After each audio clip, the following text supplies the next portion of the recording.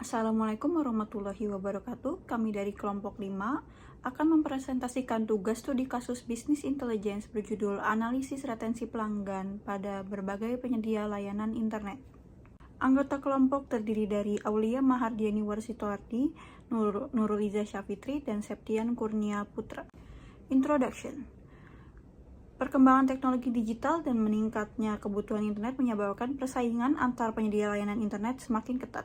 Oleh karena itu, provider menawarkan berbagai inovasi, diantaranya promo harga, gratis biaya pemasangan, peningkatan kecepatan internet, serta bonus layanan tambahan.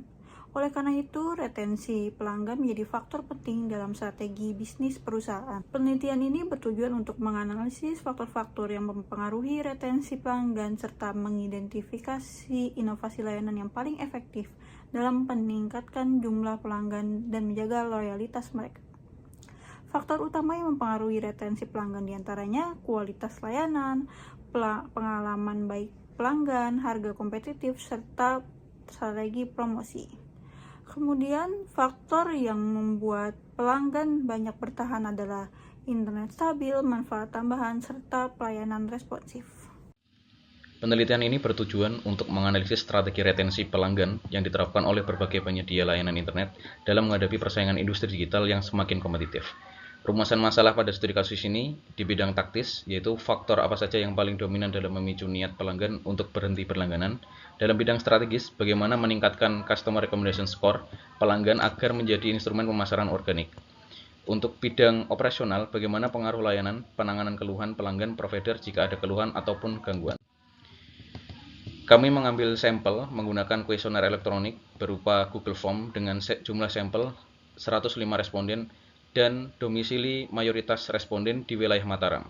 Data yang kita dapat itu berupa profil demografis, pengalaman layanan, perilaku pelanggan, serta loyalitas. Untuk komponen bisnis intelligence pada komponen warehouse, kita menaruh data input berupa data pelanggan, provider, periode berlangganan, pemasaran, penggunaan jaringan internet, penyebab keinginan berhenti langganan, serta masukan layanan. Selanjutnya kita memproses data tersebut dengan menggabungkan data pelanggan dengan berbagai data yang telah kita dapatkan.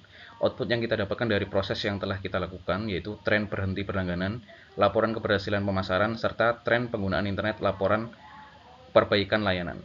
Untuk komponen laporan, input yang kita dapatkan atau kita masukkan itu data hasil perhitungan atau seleksi dari komponen OLAP.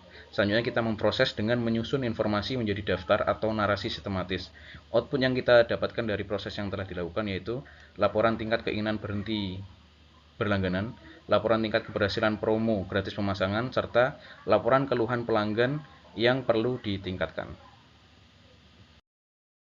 Sesuai diskusi kami, hal yang dapat kami pelajari dari pentingnya studi kasus ini. Yang pertama, studi kasus ini membantu kami mendeteksi alasan utama mengapa pelanggan menggunakan provider tertentu dan alasan pelanggan ingin berhenti sekaligus memahami prioritas konsumen.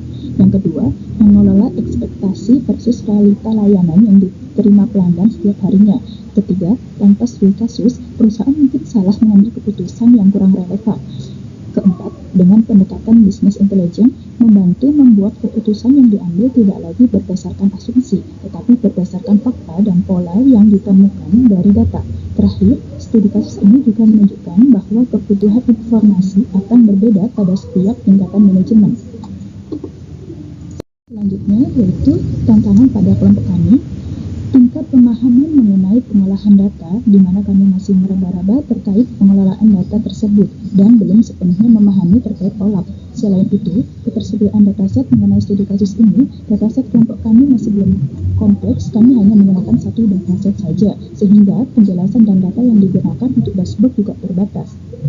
Demikian presentasi dari kelompok kami. Mohon maaf jika ada kekurangan. Wassalamualaikum warahmatullahi wabarakatuh.